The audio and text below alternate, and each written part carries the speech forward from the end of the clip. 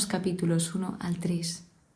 Generalmente suele ser muy fácil ver los errores en los demás, ver en qué fallan los demás, señalar a los demás, pero cuando llega la hora de ver nuestros errores, nos cuesta bastante, incluso nos cuesta identificar cuáles son nuestros errores más recurrentes.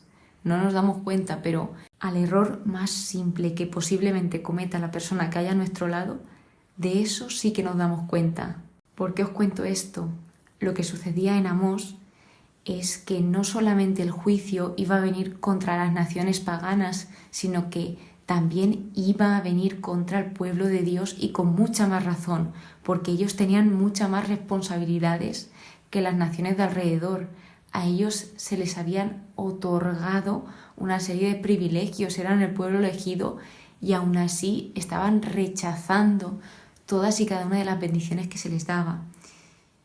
Antes de meternos en los capítulos, quiero presentaros un poco a Amós. Amós fue un profeta, uno de los profetas menores, que él ejerció su ministerio en el reino del norte. El reino del norte era Israel, y lo ejerció durante el reinado de Jeroboam II, sobre los años 783 y 743 a.C. Jeroboam II, este rey, lo que hizo fue ganar nuevos territorios y también generar riqueza, además de que permitió la idolatría e injusticia, por lo que todo esto fueron razones para desviar al pueblo y alejar al pueblo del Señor.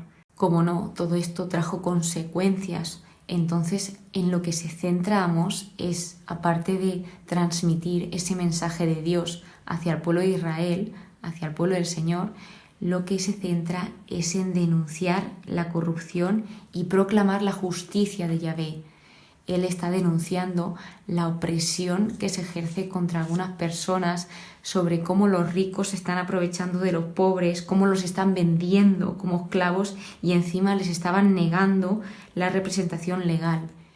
Y aquí viene Amós a denunciar todo esto, que para eso hay que tener muchísima valentía, porque no era nada fácil, ya que a los ricos les interesaba seguir oprimiendo y no les interesaba escuchar la verdad y escuchar que si seguían haciendo esas cosas y tratando así de mal a las personas, iba a venir un juicio, que cada vez que se anuncia este juicio es porque el Señor les da infinitas oportunidades al pueblo de Israel para que se arrepientan y se vuelvan a Él, para que pidan perdón por todos esos fallos que están cometiendo.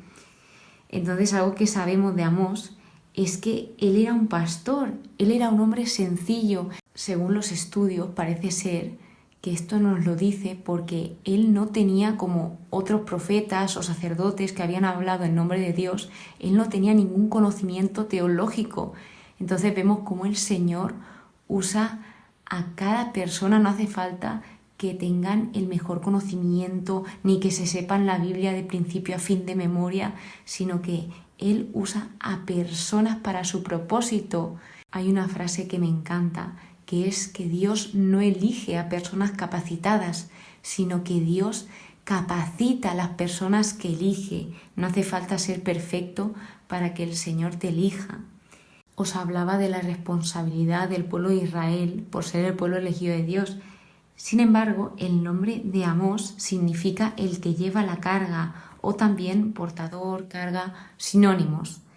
Y esto se está refiriendo a la pesada responsabilidad que el Señor le había dado a Amós de advertir al reino de Israel, porque no fue nada fácil dirigirse a esas personas que estaban actuando mal en casi todos los ámbitos, en ámbito de justicia, religión, familia, y él llegaba y les decía: prestad atención, esto ha dicho el Señor, o les daba esos consejos, esas advertencias, para ver si ellos conseguían rectificar. Y con esto ya sí que nos metemos en materia en el capítulo 1, donde el profeta va hablando lo que el Señor le dice y habla sobre el juicio de las naciones que están cercanas a Israel y del mismo Israel. Entonces habla de Damasco, de Gaza, Filistea, Tiro, Fenicia, Edom, Amós, Moab y por último Judá e Israel, donde a ellos se les había dado esos privilegios. Y hay algo interesante, que a ellos se les dice: no observasteis la ley ni los preceptos, que esto era la verdad. Entonces ellos rechazaron la ley y los preceptos, que esto significa que rechazaron la verdad. Entonces, si nosotros rechazamos la verdad, lo que significa es que estamos abrazando a la mentira. Y esto lo que hizo fue extraviar al pueblo, desorientar al pueblo de Israel. Continúa denunciando las injusticias, que ellos estaban vendiendo al justo por dinero y al pobre por un par de sandalias, estaban profanando el santo nombre del Señor, y Él les recuerda todo aquello, bueno, todo aquello no, sino algunas cosas que hizo por su pueblo. Sin embargo, a pesar de estos recordatorios, ellos seguían decidiendo y escogiendo rechazar al Señor. Y entonces lo que sucedió aquí fue que obviamente al continuar el pueblo de Israel con esas injusticias, el Señor estableció un juicio, porque Dios es justo y no iba a dejar que siguiesen aprovechándose de las personas, que las siguiesen maltratando, que siguiesen ejerciendo esa violencia. Así que para cada injusticia viene juicio. En el capítulo 3 nos habla de esa elección y ese castigo que el Señor designa para su pueblo, donde aquí vuelve a recordar que solamente a ellos conoció entre todas las familias de la tierra. Aquí les está mostrando lo privilegiados que son y ese amor que Él les tuvo desde el principio. Y esto significa que es un gran llamado y una gran responsabilidad. Entonces esto lleva a grandes consecuencias. Recuerda, también hace una alusión a Génesis capítulo 12, donde Israel debía ser una bendición para todas las naciones y estaba siendo todo lo contrario. Y a la hora de recordar, lo que nos recuerda es el éxodo, el cuando Dios sacó a los israelitas de Egipto, los sacó de la esclavitud para liberarlos y llevarlos a la tierra prometida. Y este es el acto central de redención del Antiguo Testamento, el éxodo. En cambio del Nuevo Testamento veremos cómo este acto central será Jesús en la cruz, la obra que hizo Él allí. Así que luego de esto plantea una serie de preguntas retóricas donde pues les va haciendo pensar al pueblo y dice: nada hace el Señor Yahvé sin revelar su secreto a sus siervos los profetas. Volvemos a remarcar eso de que Dios dio oportunidades para arrepentirse, de que esto no les iba a pillar por sorpresa porque les estaba siendo repetido por activa y por pasiva que iba a venir un juicio y se le estaban dando estas oportunidades. Y también hay que entender el contexto, que está hablando en que se le fue revelando a todo el pueblo lo que iba a suceder, de que Dios no se ocultó nada y que el juicio no vino así de repente, sino que habían sido previamente advertidos.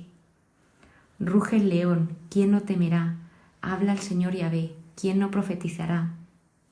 Luego habla de Samaria, corrompida, que va a sucumbir porque había desórdenes, violencia, entonces venía ese juicio. De nuevo, los ricos y poderosos estaban usando su riqueza y su poder para oprimir y robar a otros. Y por último, vuelve a hablar contra Betel y las casas lujosas, donde se les advierte otra vez y dice el qué hará Dios el día de ese castigo. Y así pues vemos cómo ese patrón se va repitiendo, el que el Señor anuncia ese juicio sin dejar de lado el por qué viene ese juicio, recordándoles algunas de las cosas que ha hecho Él por su pueblo y también ese amor que Dios tiene por su pueblo, porque si Dios no se preocupase de su pueblo, no se gastarían tiempo en recordarles todo lo que ha hecho por ellos y sobre todo en advertirles, en preocuparse por su pueblo, en darles infinitas e infinitas oportunidades. Y así es Dios con nosotros. Pues ojalá, como nos enseña este libro, que no solo sepamos ver los fallos de los demás, sino también los nuestros, porque no lo he comentado, pero a la hora de hablar tanto de Judá como de Israel, que es el pueblo del Señor, lo que pasa es que aquí estaban divididos en dos reinos, pero es todo uno, se extiende mucho más. Los juicios contra las naciones vecinas son muy cortos comparado con lo que habla el Señor a su pueblo, tanto a Judá como a Israel. Que ojalá pues también sepamos reconocer nuestros errores antes que los de los demás, aunque sea difícil. Muchísimas gracias por estar aquí, muchísimas gracias por escucharme. Espero que pases muy, pero que muy buen día y que Dios te bendiga.